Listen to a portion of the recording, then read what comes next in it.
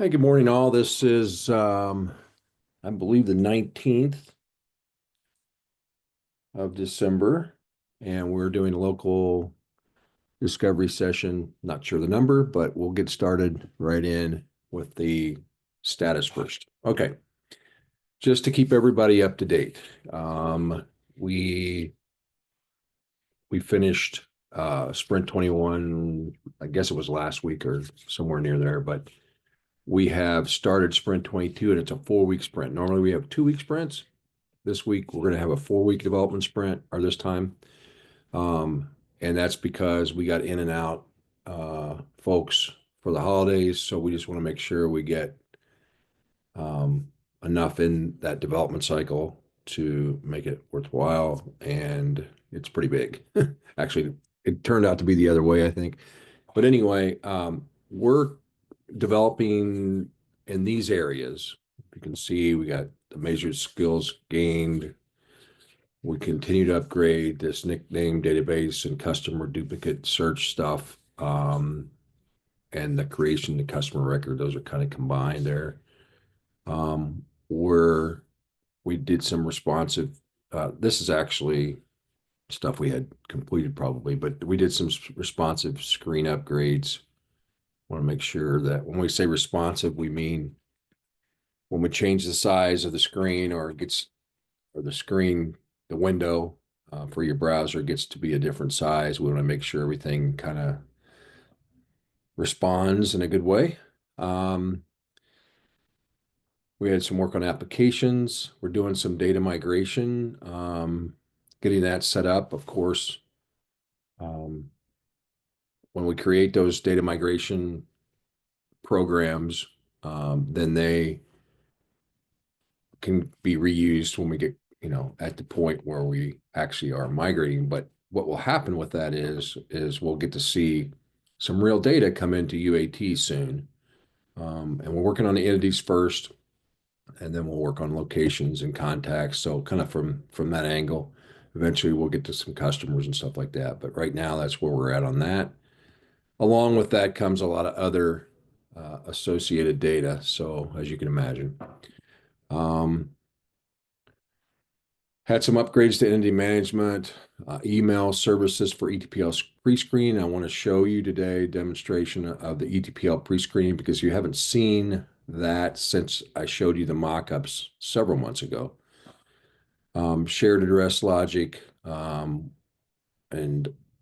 that has to do with when a contact is using a location address and what happens when we try to change that address. So that's some stuff in there. Service collections and self-service management, some work has been done in there. We're going to continue discovery going forward on customer intake, pretty much a lot of areas. The applications piece, expanding services, self-services, all that. Career plan, entity management, training program definition. I'm going to show you the requirements for training program definition. Talk about that a little bit today. And then we're also working on the customer profile, and there was something else. I can't remember what it was. So lots of stuff going on in discovery. Any questions or thoughts on any of this stuff, or if it doesn't make sense, where it's going? We'll probably, before I let you do that, we'll probably have we'll start our release 2 UAT probably mid-January. I'm assuming when we, because we'll have quite a bit of feature set completed. It should be, it could be after the next full sprint in January. So towards the end, maybe. So any questions on all this? All right. Let's see. I'll look in I guess I should look in the chat area, get that going.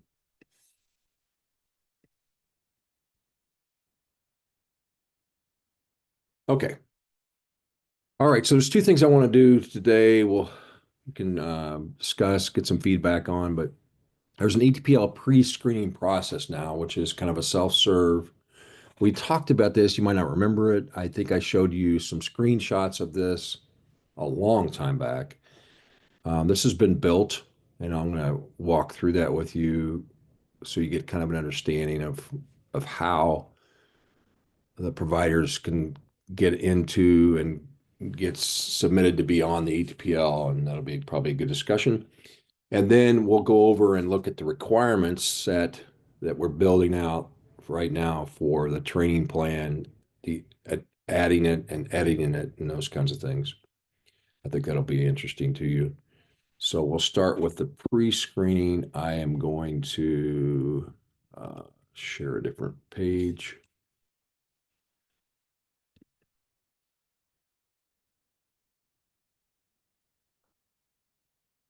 Try this one. Is that visible in any way? Yep, we can see it. Does it look okay? Okay, because I want to make sure we get Yep. the right. So right now, so imagine that there's going to be a public page. We're working on that right now to land on when somebody searches the internet or whatever, or has a link to it for eligible training provider list. Okay. There'll be three probably branches to that. We haven't got that completed, but one branch will be for individuals. So it'll probably be something for individuals, and that will be give them the ability to give them information on getting training, and the middle one probably will be search. We have an ETPL search today, and that'll be probably the second branch, and then the third branch will be for providers and providers. So that'll be kind of the landing page of ETPL, and then as a provider, you'll go to that page and it'll have lots of information about WIOA ETPL, lots of helpful information, those kinds of things. It'll have a search capability there. From there also, we'll utilize obviously the same search. And then the concept is they'll search that page and making sure that their providers that they're representing, so to speak, is not there. And or they just know, hey, we haven't been on this list. We'd like to get on this list. And so if so, there'll be a big link there that says, hey, you want to be you want to be on this list. You have training programs you think are eligible for the WIOA training programs. How about going through the pre-screening process? The concept is through this pre-screening concept or process, when you answer these questions, it'll pretty much tell you, it'll either tell you, yeah, it looks like my program is something that is eligible to be on the list, or it'll tell you, it's not. Okay. And the concept there is to kind of screen out, screen out um, providers or users that are representing a provider that do not really have that eligible training and they didn't know that or whatever. So we have that today, just to kind of remind you, and you all know this very well, I'm sure, but today really it says if you want to be on the list, it says, okay, type in probably your zip code or wherever you're from, address or whatever. And what it does is it just kind of gives you, it points you to the right ETPL coordinator from the right local area. And that's about the end of it. And then you fill out information and you work with that. And then you work with that local area and they put you on the provider. And I'm oversimplifying it, but they put you on as a provider if they think, yeah, you have a training program. And then you submit a paper application that has for your training program that has all that definition on it. And then it goes through a approval process. Okay.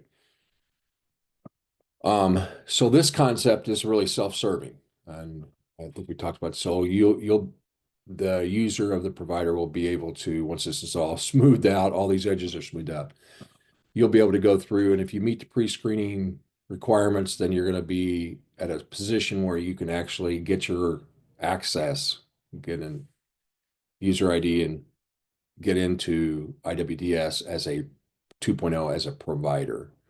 And you'll be able to enter in a pending state, you'll be able to enter your provider information.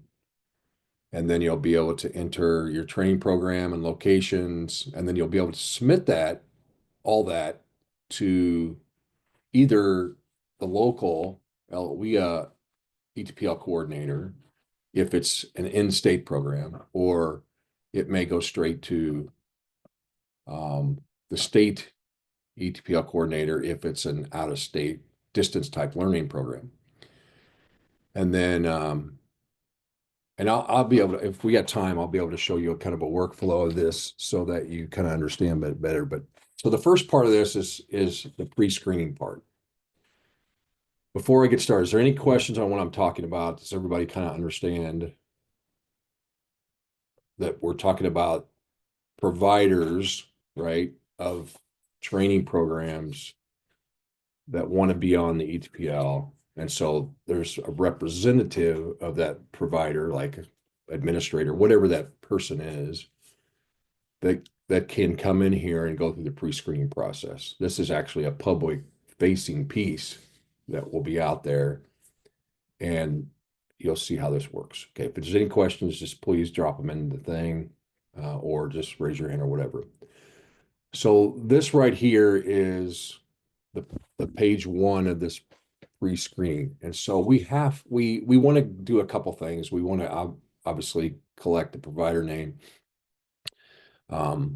And just so we have that kind of identification, sure, is that going to be, could that be spelled differently? We're not doing this duplicate lookup or anything else. We're just saying, hey, let's connect you with who you're saying you are a provider to. So the concept is we kind of want to know if that would match, but something we already have, we kind of want to know that in the future, so we can flag that. But basically, we're letting them through as long as they give us a valid contact email address and a provider name.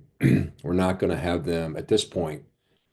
We're not going to have a complex duplicate detection stuff and all that, because we really have a pre-screening record that we'll be able to put into pending status, and we'll be able to follow that through with eventually some human eyes, so human vision, so to speak. So what they do here is, and I'll just put something in here.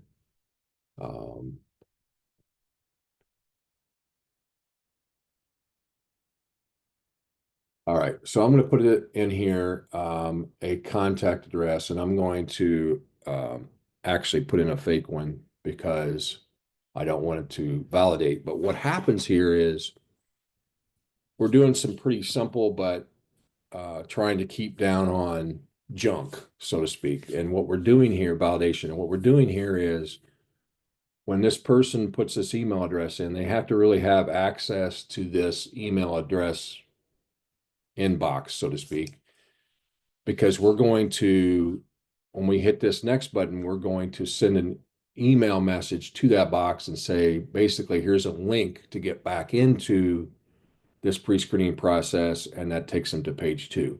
Okay. If they don't validate through that link, then they can never get to page 2. They can never go on. And the concept there is pretty simple, but that pattern is pretty consistent across the internet right now, where, in fact, I just did it 2 minutes ago on a different site, where I wanted access to some web design systems, and I had to put in my email address. That's all I had to do. And then once I did that, it made me verify that or validate that through my email. Once I was able to do that, then I was able to get into what I wanted to get into. And so that's the concept here. And actually, it allows us to bring you back to that record if you decide to bail out, or for some reason, if that user decides to get out or cancels or whatever. If they come back to this spot here, they'll be able to, if they type in that same email address, then they'll be able to get another verification and go back in, and they'll have whatever they had typed in for or selected for answers before will still be there and they'll be able to change. So I'm going to put in a fake email address right now so we don't have to do that uh,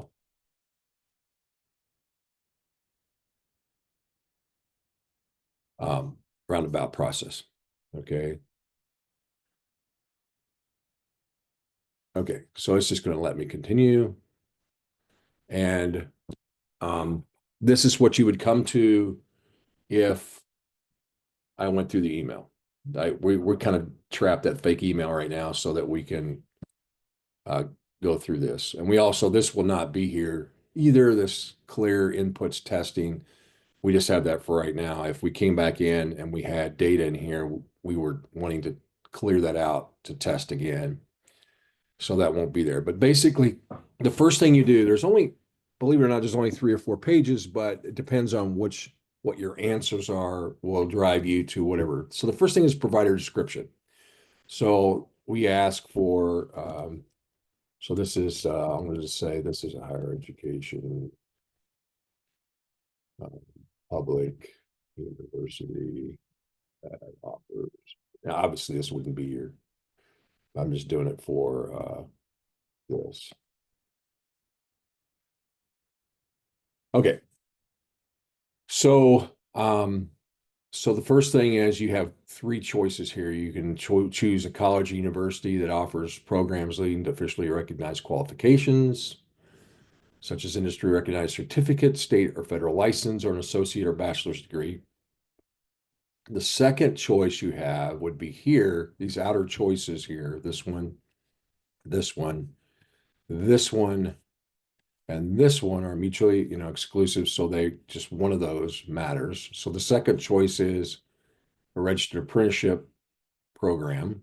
Okay. And that would be the route you take there. And then the third one is other public or private providers of training services, including community-based organization that includes faith-based organizations, joint labor management organizations, adult education literacy programs. So kind of all other. So you have higher education, um, registered apprenticeship or National Apprenticeship Act stuff, and then we have other. Okay. So the first one we're going to check, the first route we're going to go is this route, and we'll take all 3 routes. So I take this college, then the next thing you have 2 questions here. One is it public or private? I'll go with public for now. And then the third one is the institution of higher education primary awards, associate's degrees, bachelor's degrees, or community college. I'm going to say bachelor's or higher. Now, if you selected this one, then you would be done. Okay, because it has to be one of these 3. Okay, so I'm going to go hit a next. The next thing it does is talks about if you're in state or out of state. Okay, location. And I'm going to make this easy for now. I'm going to go with the provider if its training side, including related technical instruction, is in state. That's what I have. I'm going to say it's an in-state one. And then I'm going to go next, and it'll be for this, it'll be public higher education, right? That I selected public, I selected higher education. It asked me 2 questions here, which is, does the provider have an approval letter from the appropriate oversight agency? I need to say yes there. I'm going to add a file, which is supposed to be a representation of that. I'm going to pick this little test file all the time because it's really small. It'll upload this file to the document management system and connect it. Obviously, you can see right here. You could download that file or edit it, change it. And then the other one is all degree granting institutions must be accredited by a regional or national accrediting body to participate in Title IV of the Higher Education Act student aid programs. Is this provider accredited by an agency recognized by the U.S. Department of Education, US DOE?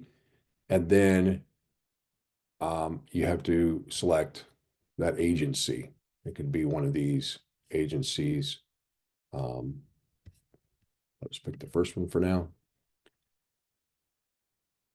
And you could pick this one or this one here, and you'd still be okay to go through. So this is the concept. If you pick no here, if you pick no here, if you pick no on that first page or neither, you would get routed out of this and say, sorry, your program is not eligible.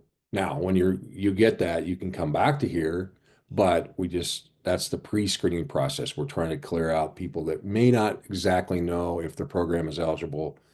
And that way we can streamline the process of self-service. So I'm going to go next. This is not completely accurate yet because we're going to integrate this. Obviously, we need to integrate this with the state, the state security piece, which is called Okta. So we may not be collecting all this here. It may just be a link to sign up. We haven't got that fleshed out yet, but this is the concept. You've passed. In other words, you've got through the pre-screening. It looks like with those answers that you could start putting your program on in a pending status. So once that's done, you'll be able to get an ID. Once you get that ID and log in, it'll take us into IWDS 2.0 with a provider role, which is really basically only able to manage their own instance, their own provider locations and training programs. And I'll show you that training program stuff in a minute. Okay, so that's a straight through. We're going to go back here in a second here and show you the other two options. Are there questions? Yes. What types of programs offered? Will the provider be able to select more than one option? Correct. They could check both associate degree. We don't have to. They just got to have one. If they have at least one, then that gets them through the pre-screening process. So they don't have to check multiples because later on, when they actually add the training programs, they'll be adding those training programs. But as long as so we're kind of doing minimum qualifications, if that makes sense. In other words, if you just have at least one of those three, we'll go back to that. And you answer all those other questions affirmatively or whatever, then positively, then we get you through. Okay. This is just, it doesn't describe everything you do. It doesn't describe everything you offer. It's just, hey, if you meet these minimum requirements, then come on in. Okay. Does that answer that question? Okay, let me go back. We're going to go back here to page 1. I'm going to put in here, let's put in here, Indiana Training Facility. Okay. And I'm going to put in here E4. I don't know.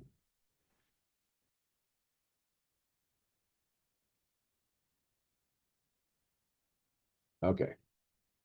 So what we're going to do here is we're going to put an out-of-state wrap. We'll do that. Okay. So this time, so yeah, as long as they have one of these two, as long as they have one of these three in this section, they're okay. We can go on. Okay. So duplicate checks to make sure singular training provider is being entered, considered or not different divisions department. There is not. Okay. That's why I say right now we're saying we don't have that. That'll come in on the adding provider. We're going to have all that duplicate because we have all that duplicate check built into the new provider. They're going to add a new provider. They're going to have to check. They're going to have to pass that through. And even then, they're in a pending status.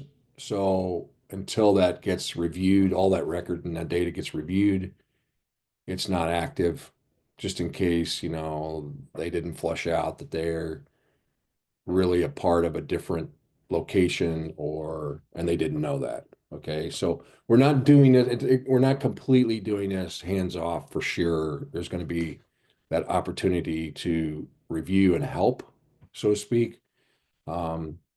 So because, we could get a lot of situations, no matter how sophisticated we put the front end in for them to check to say, yeah, they would still have to say, yes, that's me. The concept is they're supposed to go through, and we're going to drive them into that with language in that landing page. Um, they're supposed to go through our ETPL search. They're supposed to go through and search and make sure that their organization is not in there, or one of their programs from one of their organizations. They got to make sure it's not in there.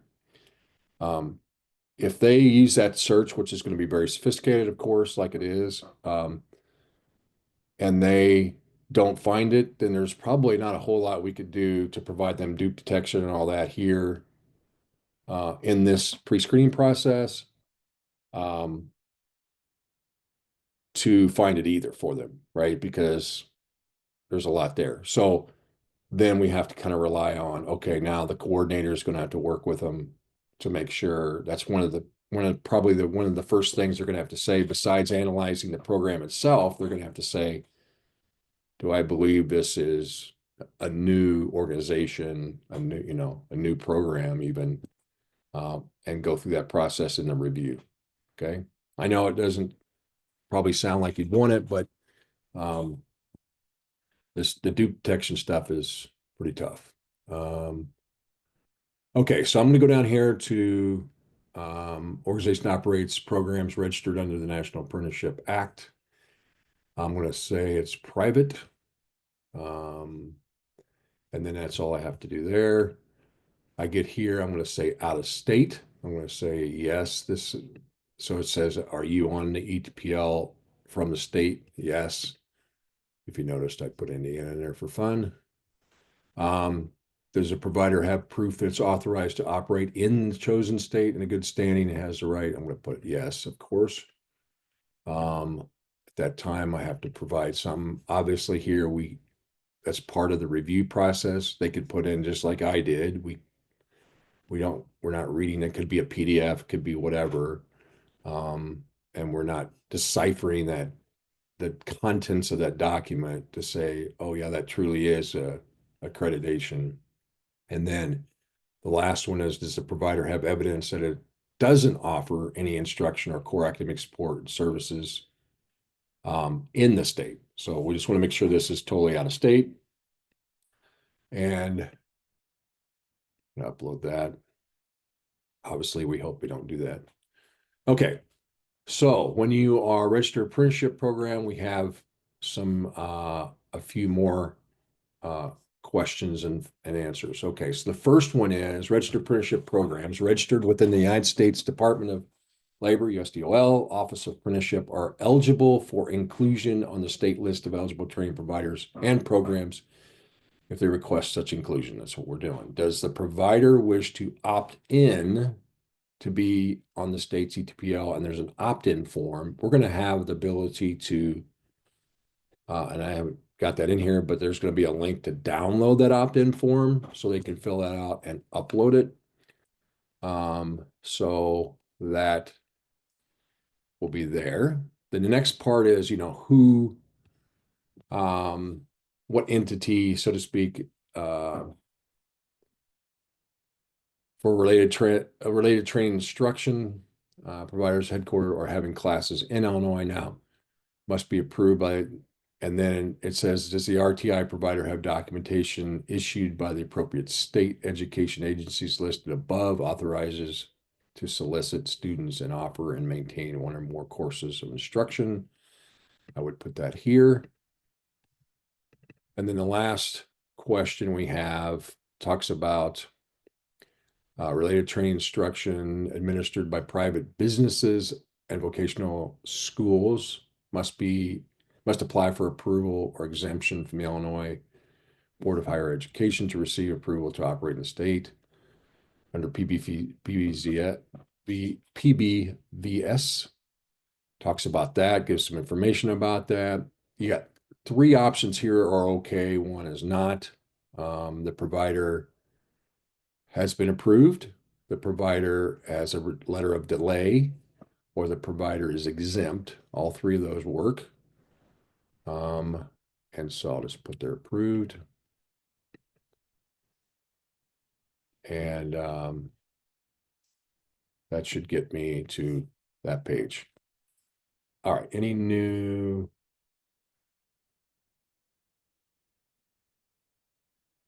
Yes, we will do. Yeah, if you go, we don't, if the existing providers do not go through this pre-screening process, right? So the existing providers will just go in and access their, and there'll be on this, there'll be several places, but on this uh, landing page, they'll have, I'm already a provider link, and I'll let them go in and log in.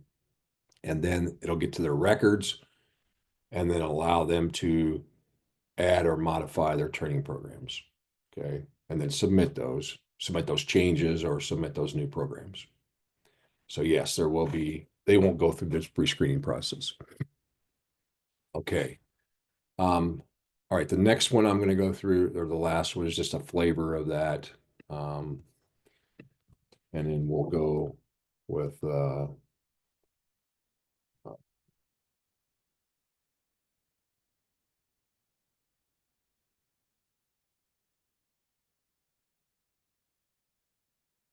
all that.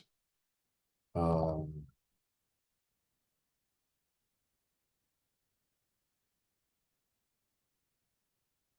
okay. Should get us in.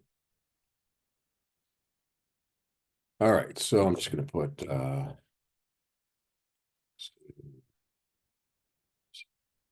okay. So that would be this answer. We have several options here. We can be a private nonprofit provider. We could be a private for-profit provider. We could be a public provider. Um, and then um, we could be a community-based organization, including faith-based organization. We could be a joint labor management organization. Or I'll just go down here for now. We could be providers of adult education and literacy activities under Title II of WIOA. And then if that's the case, then we need to answer a couple more questions, which is a provider of adult education provider funded through Illinois Community College Board. It could be. Does the provider have a program or programs that are part of the Integrated Career and Academic ICAPS? Assuming it could be. And then we can go forward. There's one page here. So basically every scenario really only has three pages. It just matters that third page, or say 4 pages. What matters on that fourth page is whatever you answered on page 2. Page 1 is the email collection. Page 2 is describing that program or that provider actually. Page 3 is this in-state, out-of-state. I'll just go in-state so I don't have to upload those. And then page 4 is whatever organization provider type you. So now we're in the CBO or labor management organization. This is very similar to the other one. And then the last one is very similar, which it says approved processing or exemption. Let's put it for there right now. And I'll put that in there. And then that would get me to this page. All right, so that's kind of pre-screening in a nutshell. I think you all saw some of those screen mock-ups. So, but that's all developed now. And we're saving all that data, of course, and that data is going on to a view screen from the entity view. We're working on that right now. So when you're in the provider/entity page, and you have ETPL pre-screening done, then we'll always be able to see that. So because we want the coordinator to be able to see that data that we collected. And then of course there's a place in there where we're going to route back to any of these pages if it needs to be changed, if they made a mistake or they didn't understand or something like that. So I'll be showing that in the future. We're working on that right now. Okay, let me listen here to what you got here.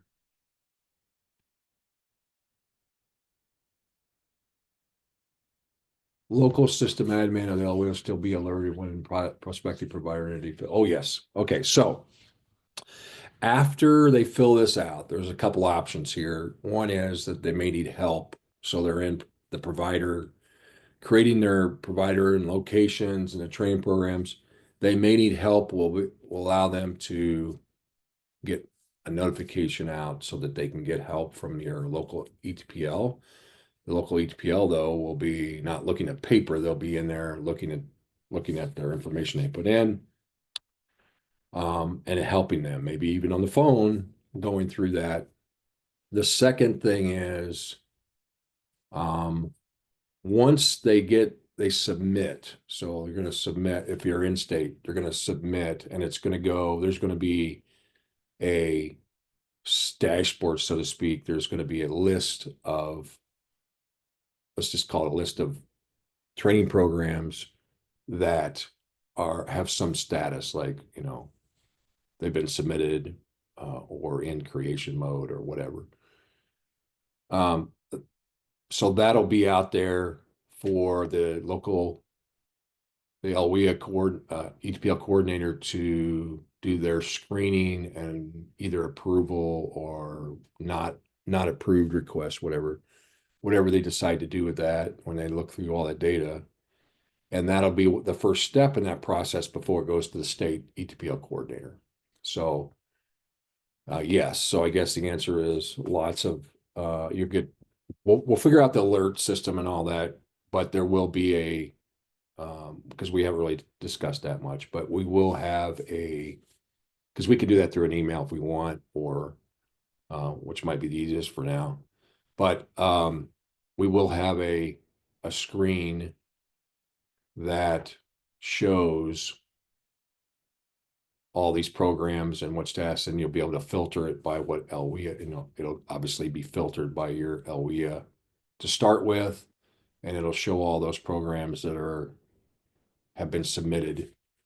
And then it'll also show the ones that you've passed on to the state, and you'll be able to see kind of the status of those and how those are going through. I think today there's 30 days. I think in the future it's going to be less, but today I think there's 30 days that you can approve those or do something with those, at least get a feedback on from a local perspective, and then 30 more days from the state. I think that the way that's going to stay until there might be some new legislation. They're going to eventually take that to 15/15, I believe, but I hope that answers your question. I don't have a picture. I do have a picture somewhere of that filter screen, but basically it's going to be like a lot of our listing and filter screens, filter on the left, a screen on the right. I got a picture somewhere, but I haven't taken that through requirements yet. So, any other questions before we go on to the actual training program requirements themselves? Yeah, can you answer the second part of Rory's question there I'm about, sorry, I didn't see that. In a local system admin responsible for user ID and password maintenance, no, you will not have to be responsible for that. So, you say, well, how's that work? Well, they're gonna request that account, and then, as far as I know, I should say, they're going to request that account, and then they're going to get that account through the state. Now, the question, they don't have access to anything except what's tied to their pre-screening effort, right? So now, can we shut those down? Yeah, we'll be able to shut those down from an administrative perspective. If it doesn't, if they're dupes or something like that, we'll be able to do that. But they do not have to, like today, where you go in, you enter the contact, right? And where you do all that. You enter the entity, you enter the location, you enter the contact. And when you enter the contact, you check the box to say ETPL or ETP or something like that. I can't remember the box. And today it generates that ID, and sends them a temp password or something like that. You won't have to do that. Yeah, I was just That's curious. a good thing or bad thing, but Well, I mean, it's as long as the um, when a provider interested provider potential provider fills out this pre-screening tool, yeah, I mean, as long as it's not going to give them an account user to all of a sudden start, submitting programs, right? I mean, this is just a pre-screening tool to see, and then they'll be invited to Yes.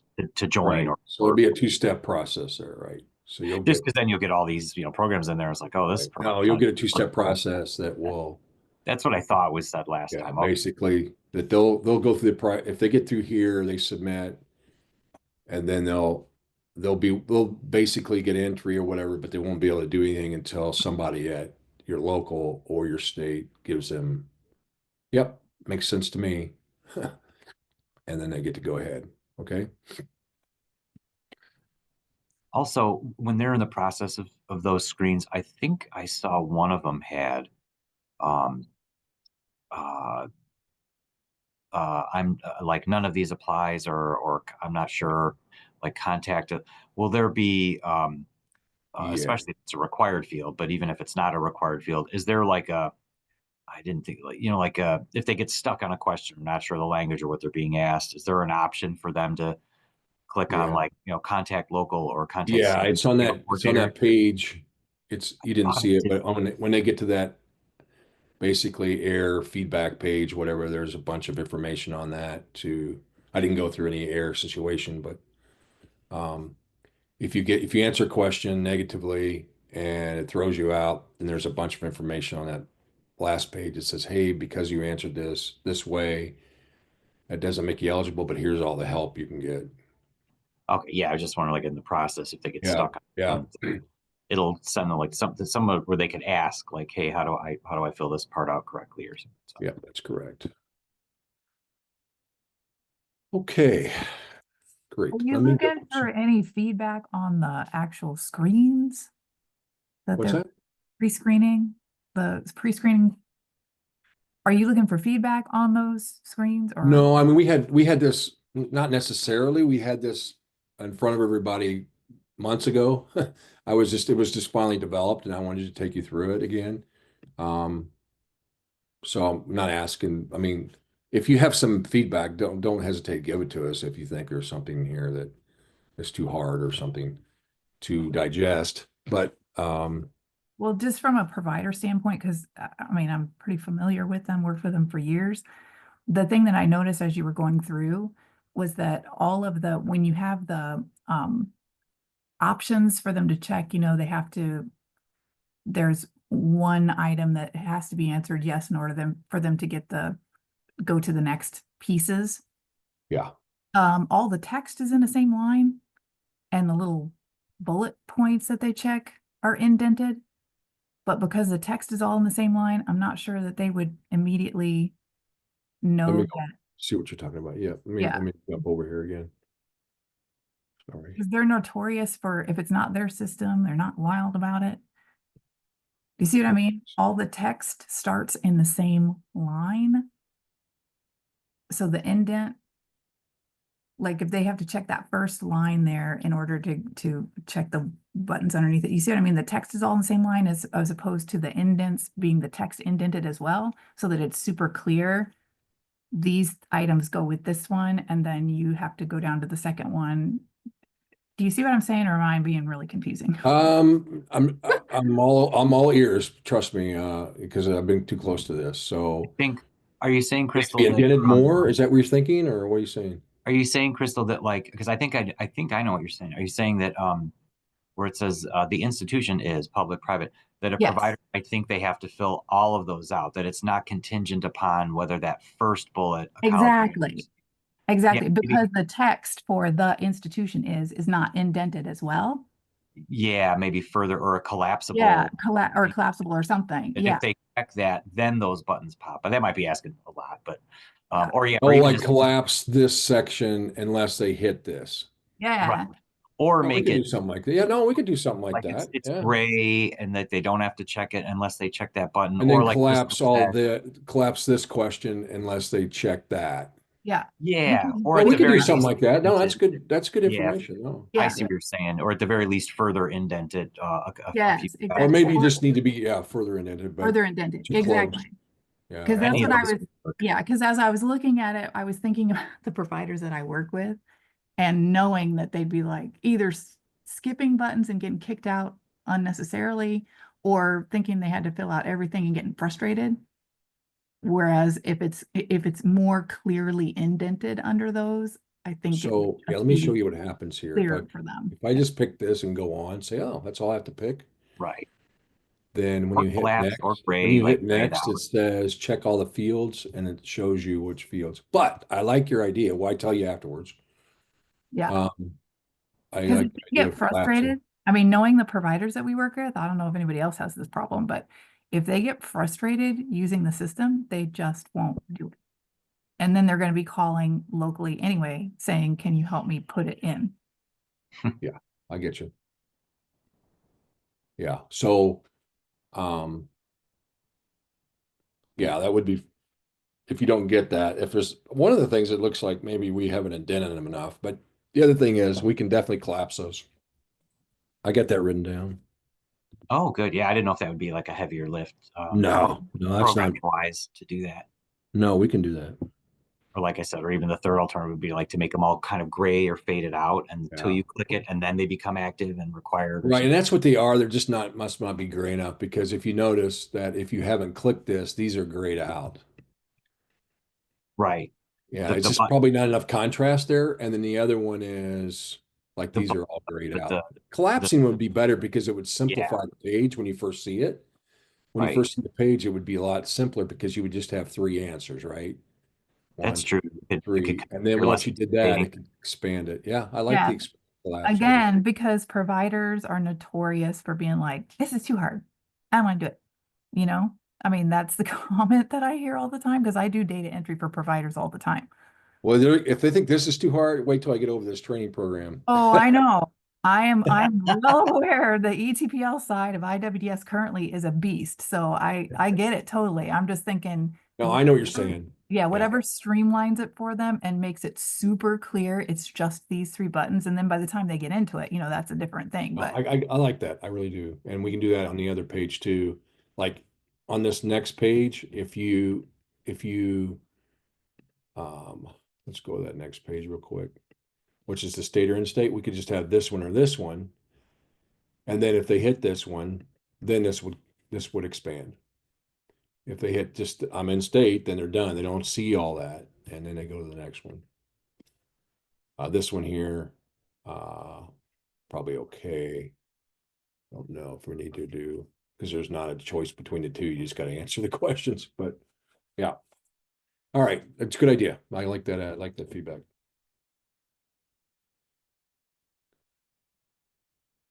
Okay, so let's let's get over because you're gonna have probably a lot of feedback. Let's get over to the training program itself. Let me see if I got this up. This is actually the requirements page.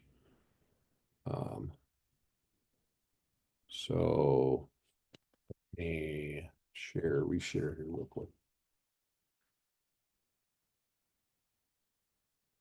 I will reshare. Uh,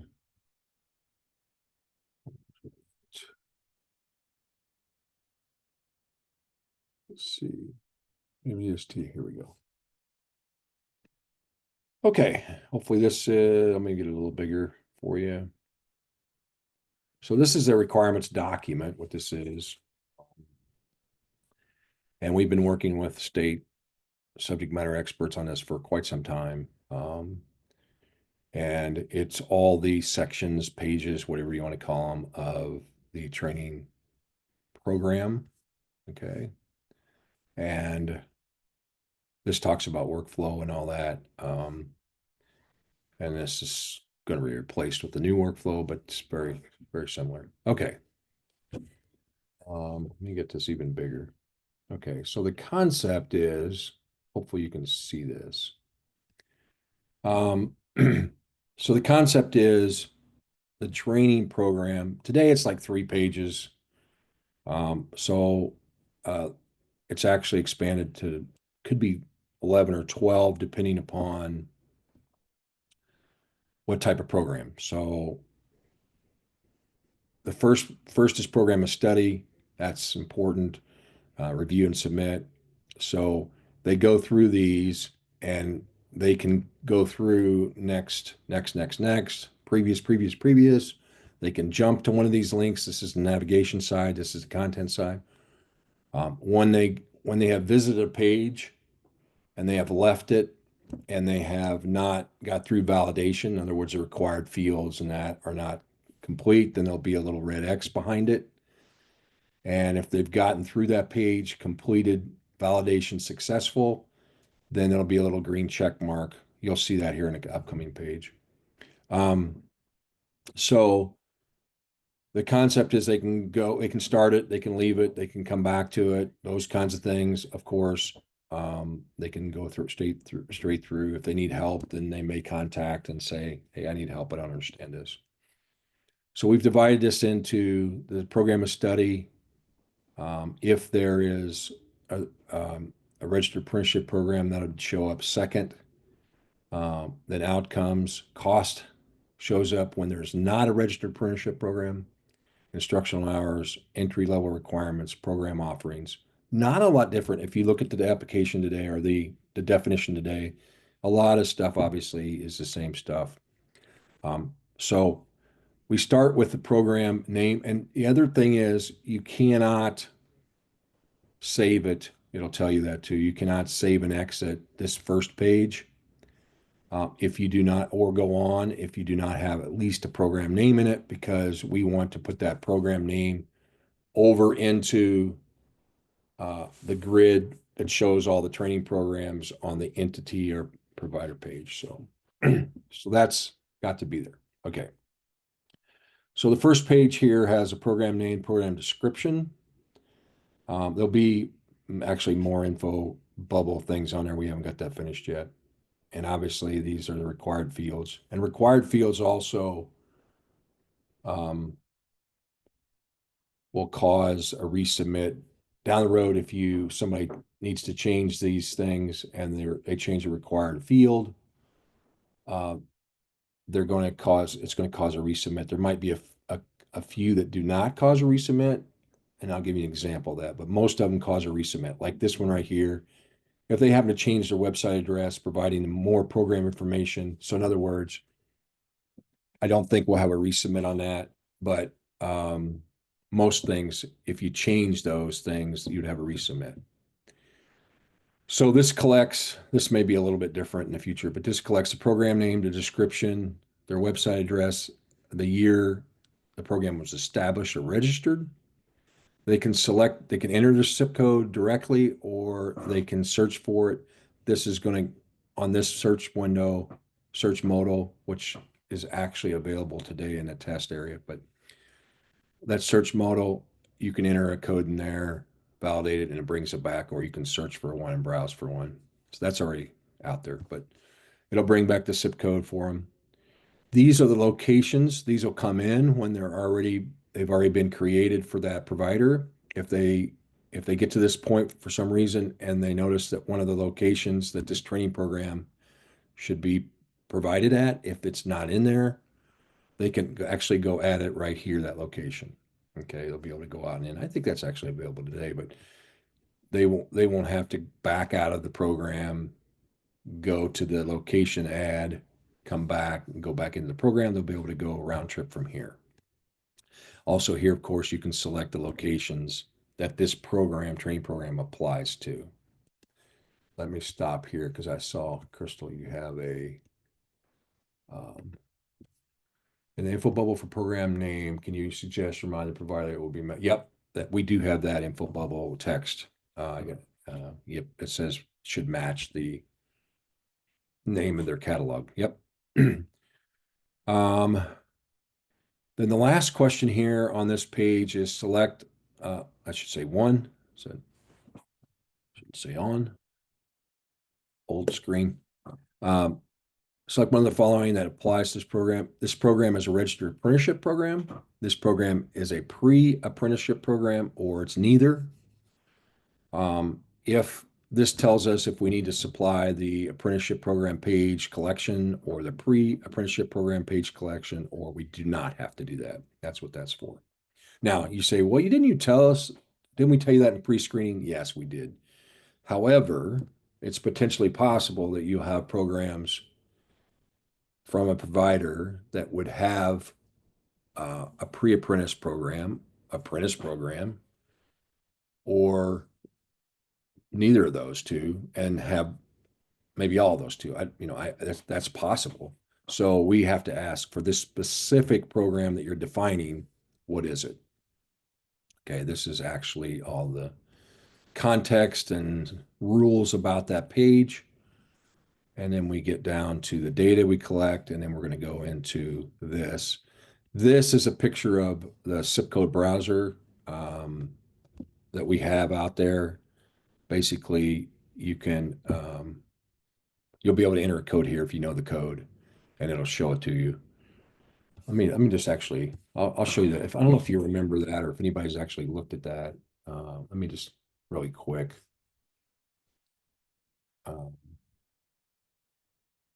Share that with you.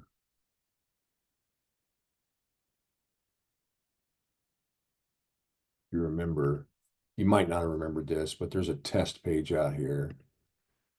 And right here, a single select SIP, this is where it's got some problems with it. But this is where if I selected today, Brett, then that puts that in there and says, okay, that's the one I want, and save it, and it takes it back. And it'll take it back in. You selected that one, and it'll take that back into that place where we started. So that's what that zip code thing is about. That's actually over there. Let me get back to my other window.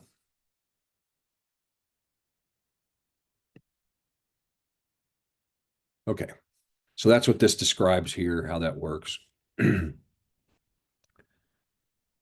All right, so if they've selected registered apprenticeship, okay, then you see, and let's just say they got through the program of study, okay, so that says, yep, you got through the program of study. We're on the registered apprenticeship. We haven't went to any of these because they're not green or red, and we're filling out this registered apprenticeship. It's asking for the rep. It tells you what the entity name is here, the provider name, whatever you want to call that. And then it tells the program name. You just put into that program of study here so you know where you're at. What's missing here is a status. We got to get that in here yet, which is, this would be pre-submit status or whatever, probably. And then you have the Rapids ID collection, apprentice number in the United States and Illinois. There's 3 types of apprenticeship types. And that is a time-based, a competency-based, or a hybrid between those two.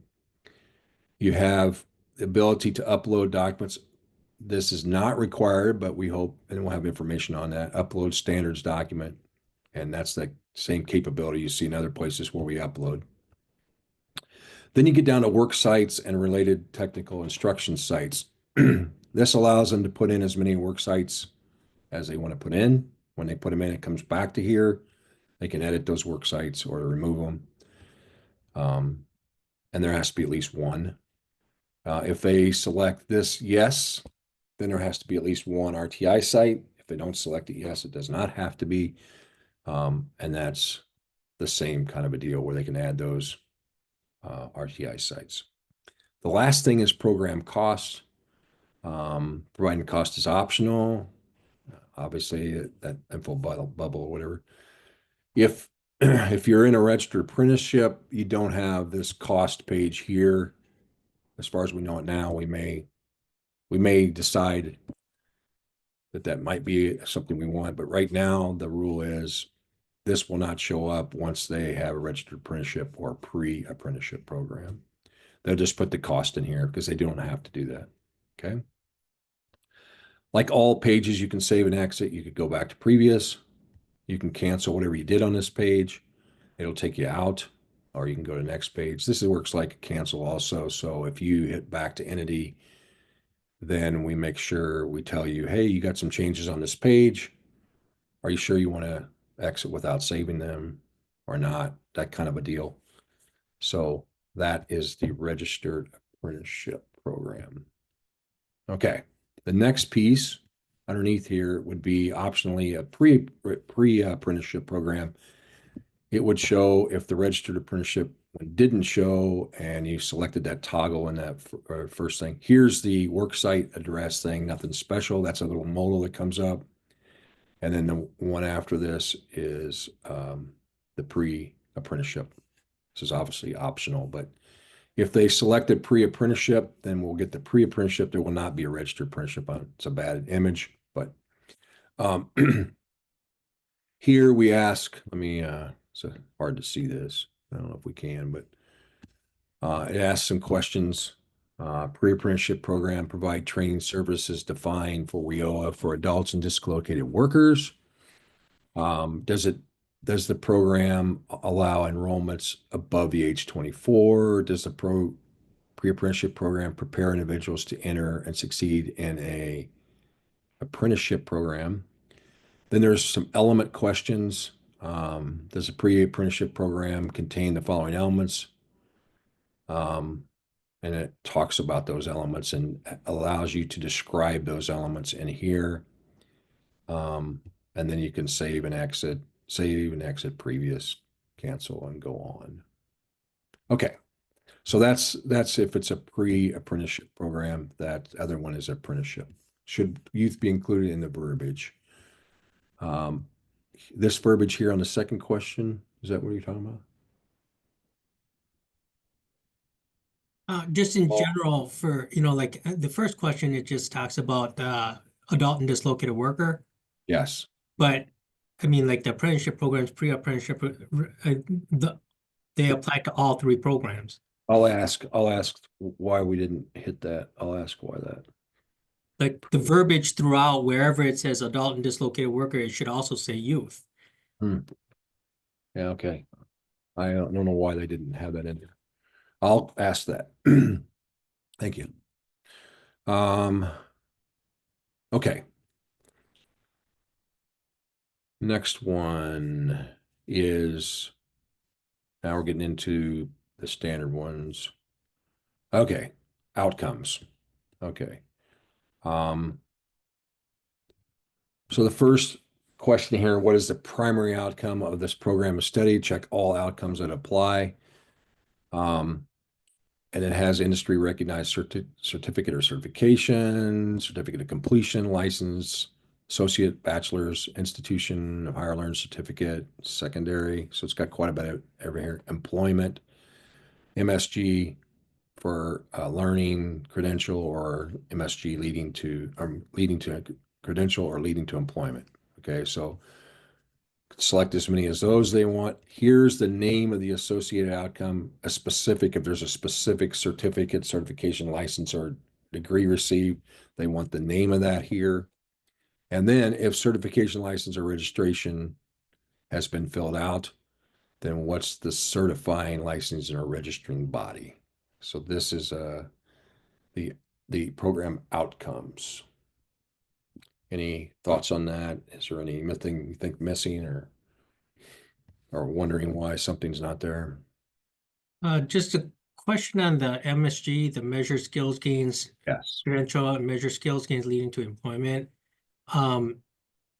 So is this going to require them to identify what those gains are and put it into the associated outcomes box? Yeah, it does not yet.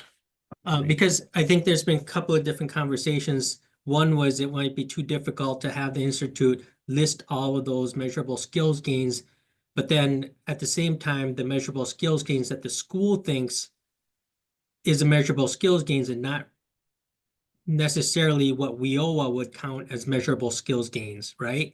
And So you think we the should have conversation- you think we should have a was- box here for each of those two so that they can put something in there, right? or something, but I think we had a conversation and where we thought it would be something that would be too difficult for the institution to really put all of those in, and it might require more of a conversation between the local area to speak with the institution and identify the measurable skills gains for each of the programs, and then having the capability to then document it somewhere here, and Yep. so that it's listed, because I mean, like otherwise all the career planners are going to be looking at and going, well, what can I use for measurable skills gain? Gotcha. No, that's a good idea. I got that down. I'll run that back up the poll. Um, yes, we'll have info bubbles everywhere. I haven't got those all in, Crystal, but we'll have info bubbles and help and everything else because, too evasive. Some of these questions and answers are too evasive. Okay. The next one is cost page. So as you enter costs in these areas, tuition, books, fees, tests, this will automatically get calculated. There will be no button to calculate or anything like that. It just automatically does it. Misses other expenses. This looks like it might be off a line, but this, if they have any other expenses, they're going to have to describe what those are. There's a couple information areas where it says the costs listed here are for individuals who live in the district program. Costs may be higher for out-of-district residents. Proprietary offered schools have the same cost for all students. And then each explains each item and the cost is listed. Please describe in detail, explain the process for obtaining the item. So this procedures here, that's what we're going to make sure is a bubble for that. But basically what that means is, I said, I think maybe LES 7 or somebody had this on their training program definition documents, but basically like say books or something like that, like is the student required to go out and purchase the books at Fowlets or do you get the books in class or stuff, just like what's the, or is if it's got uniforms or whatever, what's the, what's the actual uniform supposed to be? Is it, scrubs? Is it leather chaps? What is it? And do they have to go out? So this is an area where they can describe all the procedures for those expenses. This one right here is types of financial assistance available. You check all that apply. It has the main ones you would know about, MAP and Pell Grants and federal and institutional scholarships, but you can also add something else here if there's another association or something that's providing money for that particular type of training program.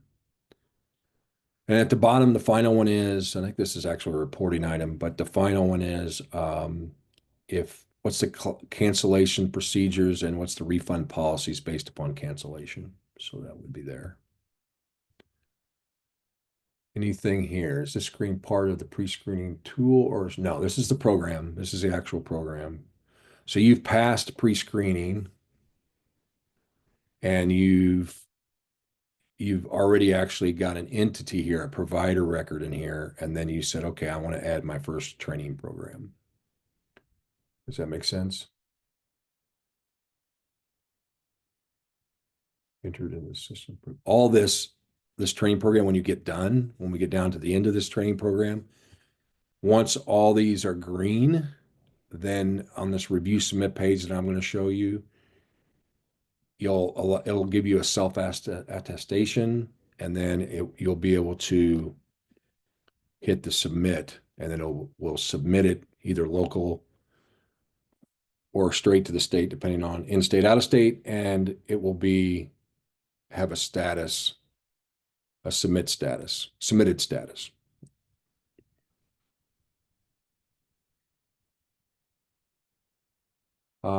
Application procedures. Help me out here, Crystal. Application procedures. That would be like, let's say a community college is trying to put their nursing program in there. Like that they would have to apply by a certain deadline in order to be considered to get in, or that they have to go through some kind of testing in order to get admission to the program. Okay, let's go down to when we get into entry-level requirements, I think. Let's see if we got it there. If we don't have it there, I got it written down here. Because I think we might cover it there. I'm not for sure if I remember or not. Instructional hours is next. Sorry, I'm going through this kind of fast, but I don't want to run out of time. We get to instructional hours, and it's pretty straightforward and simple. it says basically, is this a credit hour program? And if it is, then how many credit hours? What are the total hours of instruction, classroom, and lab time? That goes there. How many weeks? We're going to have info bubbles on these too, because, well, there's one here showing, but to make sure that you know what does a week consist of, what are hours and all those kinds of things. Here is information about that here, and those reporting elements are there. And that's really all that's on this page for the instructional hours. Is there something missing there? I don't think there's too much on that in there today, but we separated that out. Okay, let's go to the central level requirements and see if we covered that or not. The next page, there's three sections to this. One is, are there entry level requirements for this program of study? Remember, it could be entry level or prerequisites are both. Okay, that's the reporting part of that. If it's the system will decide if it's both. You don't have to check a box or anything like that.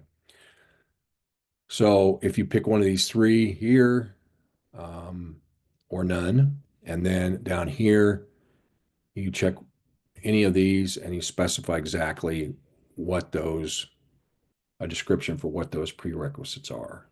Very similar to today. And then this is a little bit new. In fact, I think there's, yeah, no, I think this is right. Are there physical exams or other requirements? And we put those separate. Like if you remember, those are all just, I think they're all in one set of check boxes. Now those are separated out. Drug or alcohol screen, physical exam, background check, or other, maybe a lifting requirement or something like that. Okay, other expenses. Oh, we need to go back, I bet. Okay, let's go back. I'm sorry. Let's go back. Let's go back up here.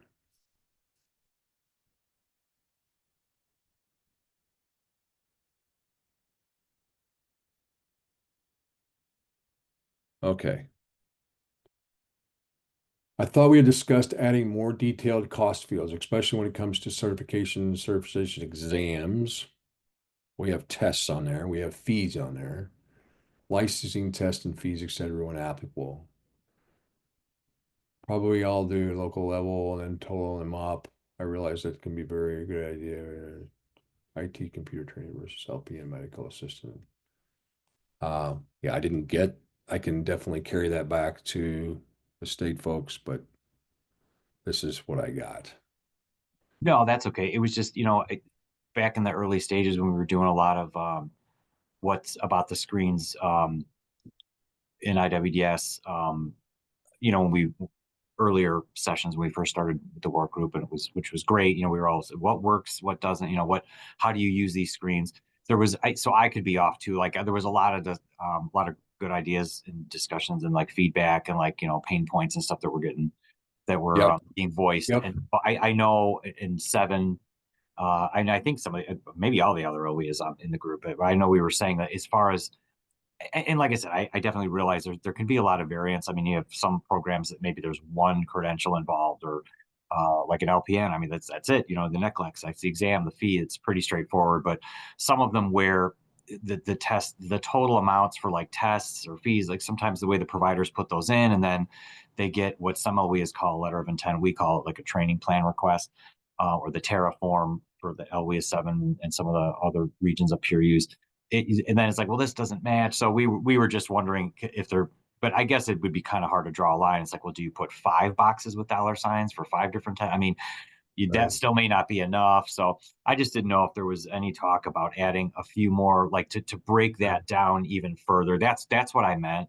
But Yeah, I got you. Certainly not an urgent thing to. No, I got you. And this is new, which will help. I know, like, they can just put about anything in here. They can just say, by the way, those fees consist of X, Y, Z, 3 tests or 2 tests, and those consist of I whatever. didn't see that detailed box when You were can first put a going bunch of through this stuff in agreement. here too. It's not necessarily, you'd have to read it, obviously, but that's another thing you can do. One of the things we're kicking around, and I got to take this back to the state folks, is when I took this to the developers, this whole process, they said, well, what's the communication? Way do you communicate? Like, and so we talked about potentially like a, note/chat section, you know, on these pages or slash on the whole program to say, I'm not completely ready to submit this yet because I need to know, a little bit more. And we put when those notes are there and not um, attended to yet, we give that a status of saying, not submitted but needing help or whatever. We're thinking about those kinds of concepts too. We haven't taken that by the state yet, but um, we know that there's just you might want to put a note on it to say I need to ask about this or whatever, and so but okay, let me get back to where I was. I breezed through a page here. Did anybody have any problem with that page? That was not much to that page. And then I think I was on, okay, this was the entry level requirements page. So we had this set here, high school diploma or equivalent, associate, bachelor, none. We had these prerequisites. Hopefully there's enough room that they can specify what those prerequisites are. If you think that gets bigger than that, we can think about how we can redesign that a little bit. And then these other requirements, is there a printable version? Yeah, we're gonna have a printable version. There's the answer there.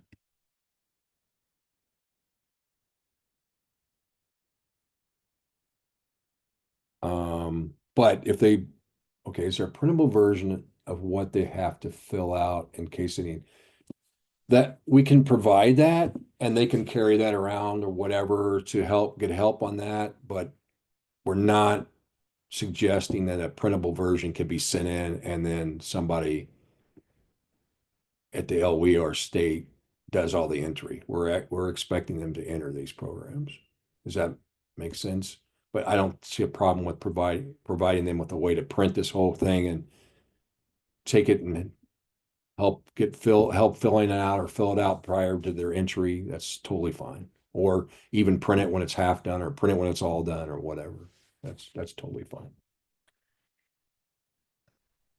Oh, the last question on there was describe the application procedure for the program, including this description. In this description, the documents or materials the customers should bring with them for applying for this program. I don't know if that covers what, Crystal, you asked.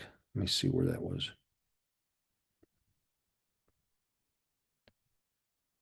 I If think, that's enough. yeah, I think that does cover a lot of it. The only thing that I would suggest is also putting in there that if they have any deadlines for application, that they should include that in their notes, because sometimes they forget that part.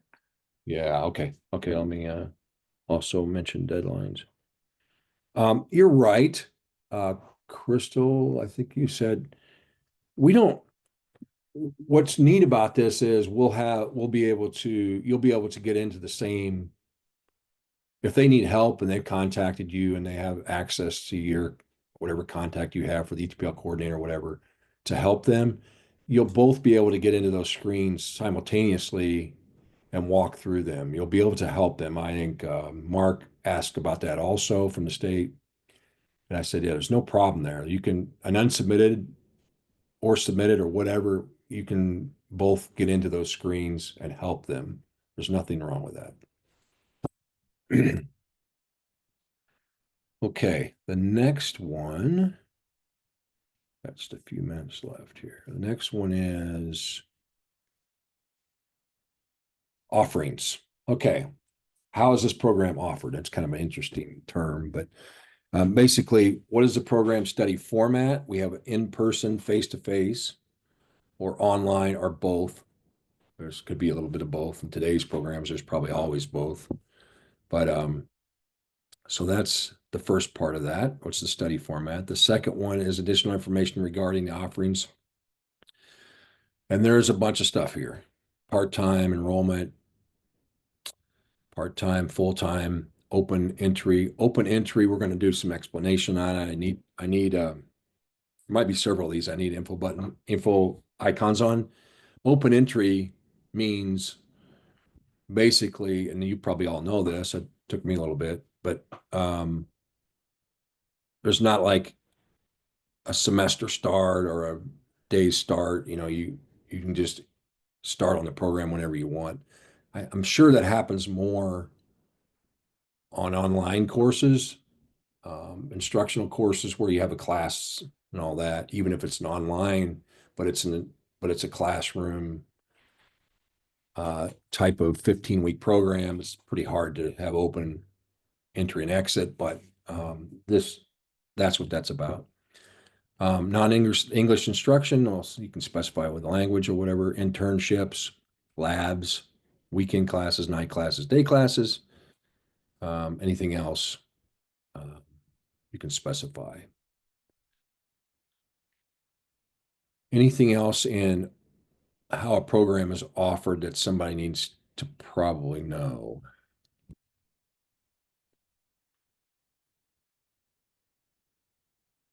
Okay. I'm sorry, did you put on there clinicals?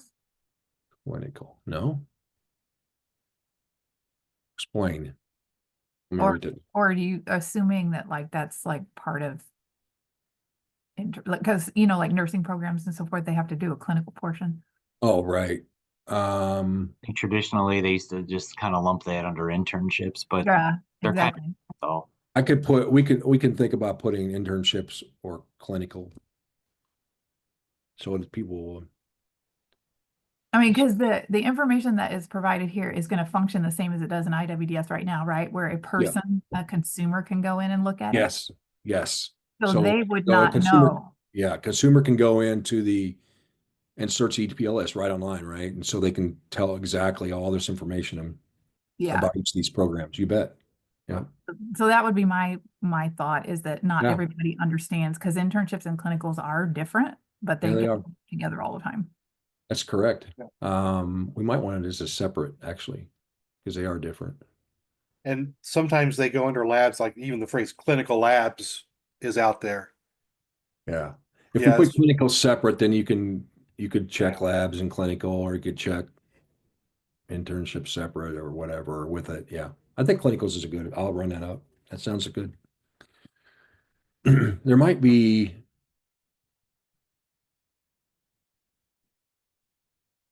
I guess that might not fall into this. Okay.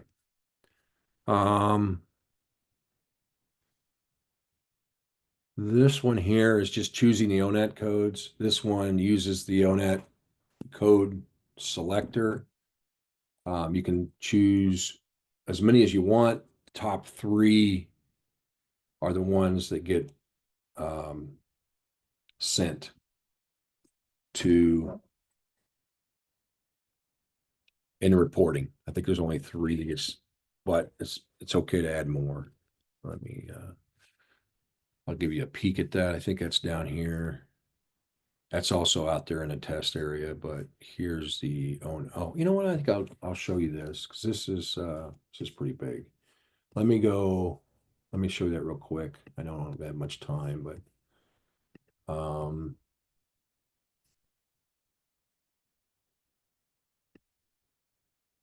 okay. Also out here is this ONET selector right here. Okay, and I don't know why this button's doing that, but anyway, so here we can see the in-demand occupations information. Okay, and you can select one or more. I could select all of those if I wanted. Okay, when I did that, it actually put all those in the selection site. Now I can get rid of those. Okay, but up here at the top, in this area right here, it'll put your selections in there before you go back. You could also search by just searching a name here. Let me search here. and and then you can check however you want to check. You can check, or you can browse and check those concepts. Anyway, I think you all actually messed with this a little bit. And then once you get those, you'll be able to bring those back, and it'll bring them back into this page you got. So let me go back in here.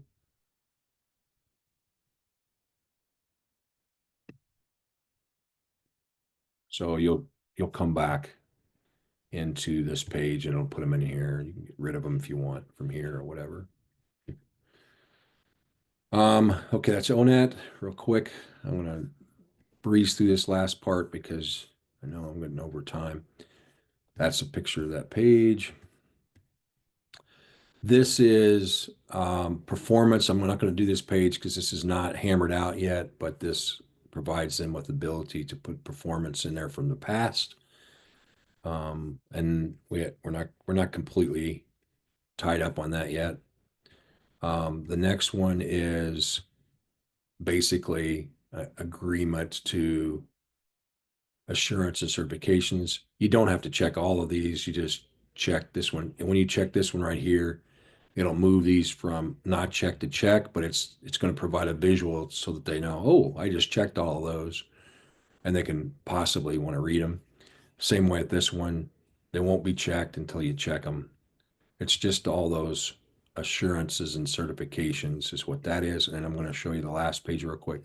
When all of those pages that you filled out are okay, then, and you put in this name here, and we're going to run that back against the user ID and of course all that, but you put your name in there. You've seen this before probably.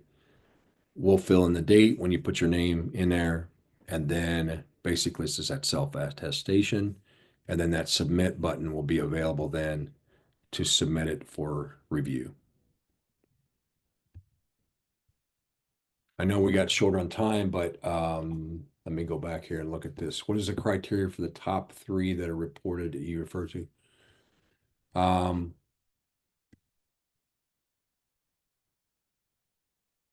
Yeah, I guess that provider would choose. I mean, my assumption is they're not going to probably add more than 3, but we probably we're going to have. Well, I think you can.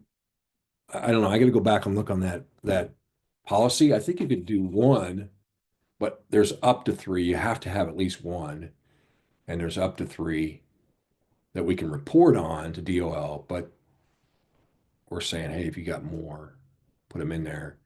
I think it used to be like maybe 5 or 8. I mean, yeah, at some point, as far as what gets reported on, there might be a cap or a limit, but I think That's it. Yeah. You can put it, you're right, Rory. You can put, right now you can put tons in here, but I mean, there is an we only overkill. report on 3, so I'm assuming that those top 3, but now I think about it, we probably need to tell them that, right? And we probably need to, I mean, most put a programs. flag or said this is going to be report, or maybe just I'll put a reported or something here with checkbox, and you can check which ones are you want reported or whatever. What's the top? You know what I'm saying? I don't know. Yeah, I mean, most programs probably only have like 2 or 3, but some of them, when you start getting into some of the computer ones or the project management, I mean, it depends. Some areas have asked us, for providers that we own, say, hey, could you put manufacturing managers? Could you put computer information services managers? So we try not to make them bloated with ONET codes, but there might be 1 or 2 where we've had to put like 4 or 5 codes, just because some OEAs prefer to have that so it matches their participants' employment plan. So I think it will allow more, but like you Today, said, overkill threshold. yeah, I don't think I think there's only 3 spots over Roy today in that application online. That might be kind of grandfathered in the old system with those programs. But we don't need to do that. You're correct. We made that so you could put more in. And then, but I do think I got to talk to folks about it, but I do think we're going to need an indication here of, hey, what's your top 3, right? Because otherwise, we're just going to report these What? Because they're alphabetical? How are Right. we going to report those? Exactly, because it's important for the provider to understand that the ONET code that should be associated with it is the one that they expect most people to get employed in once they get their training. Exactly. And when you get, it's exactly right, Chris. And when you get into a point where, demand is different on those, Yeah, you definitely want to make sure that the higher demand ones are getting reported. yeah. Yep. Good point. I got that in here. I have a question regarding this. So once the program is, all the information in there and it's approved, it goes up to the state, it's approved and it gets on the ETPL. Right now in IWDS, a training provider can go into their, training program through their provider portal and change stuff in there. Yes. So is there going to be, because then in my perspective, if they go in and change like some of the requirements or change anything on what was already approved by the state to be on the ETPL, then it needs to be reapproved. Yes, exactly right. If you change, that's what I was talking about to begin with those required fields and all that. If you changing those required fields, it's got to go back through. It gets back into a pending status and goes into submit. Yeah, it triggers it to go into pending research. Yep. Yep. Okay. So That's then, what's going to happen there. Yep. then if it goes into the pending status because they changed it, that would mean that we cannot put them into that training then, right? Until it's been reapproved. Right. It would make it so that you can't use it until it gets through the approval process again. Right. So it would go now if there's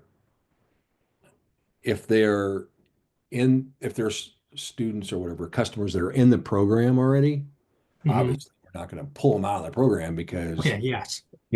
but you can't select that for a new assignment, right? A new service assignment and until it gets approved again. Okay. So then would like the local system admin get some sort of a Yes. thing or something that says, hey, they Yep. changed something and it's now in pending status? Yep. Yep. Exactly. Okay, thank you.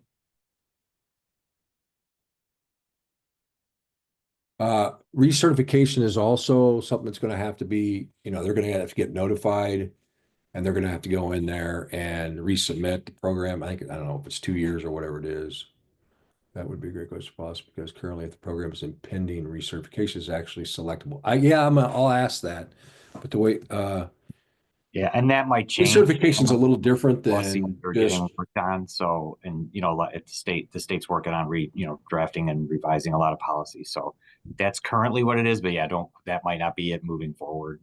So let me find out on that one. Yeah, recertification. I felt like recertification would probably be a little different than just changing a program on a non-recertification process.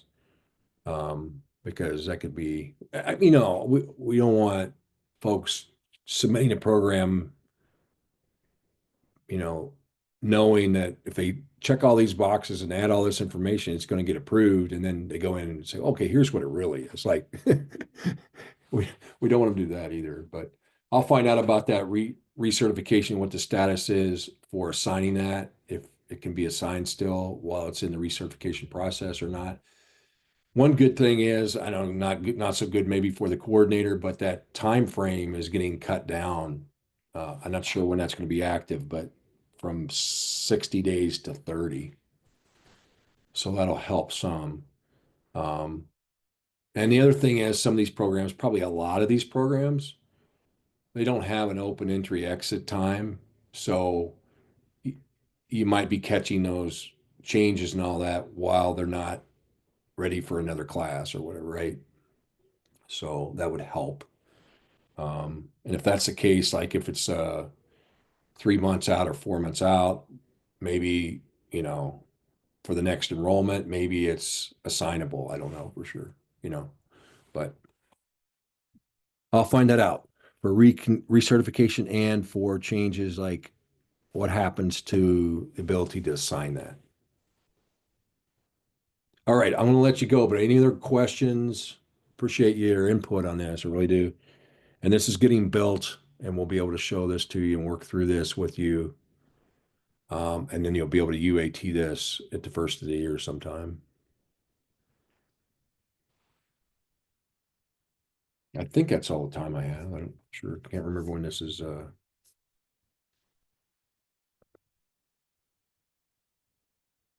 Sarah, is Thank this all? the time? you. Yep, we're done at 11:30, Okay. so we're good. Thanks a lot, everybody. Appreciate it. Thanks, Have everybody. a good, have a Happy good, holidays. have a good weekend, and I guess holiday, because we will not be meeting next Thursday, correct? Or maybe we will. Is that the day after Christmas? I don't think we will be, not for sure. It could be our Canadian Boxing Day meeting party. All right. Thanks a lot, everybody. Bye-bye. Bye. Yeah.